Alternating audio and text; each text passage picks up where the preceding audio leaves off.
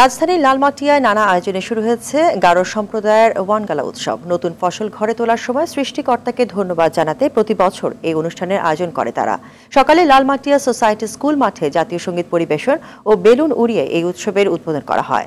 গারো সম্প্রদায়ের বিশ্বাস শস্য দেবতার উপর নির্ভর করে ফসলের ভালো ফলন হয়, আর এই জন্য শস্য দেবতাকে ধন্যবাদ জানিয়ে ও নতুন ফসল খাওয়ার অনুমতির জন্য এই উৎসবের আয়োজন করেন তারা। বছরে একদিন নিজেদের ঐতিহ্যবাহী পোশাক পরা এবং সকলের সঙ্গে নিজেদের সংস্কৃতির সকল অনুষ্ঠান উপভোগ করার সুযোগ পায় বলে জানান তারা। দিনব্যাপী পুজো অর্চনা, নাচে গানে নানা আয়োজনে উৎসবটি পালন করবেন তারা।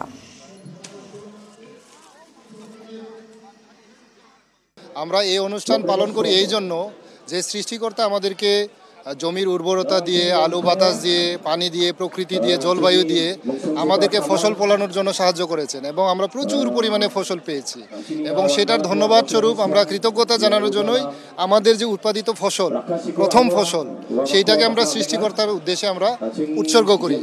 আসলে ওয়ানগালা অনুষ্ঠানটা হচ্ছে আমাদের গারোদের নবান্ন উৎসব, যেটাকে আপনারা পহেলা বৈশাখে যেটা আপনারা পালন করে থাকেন।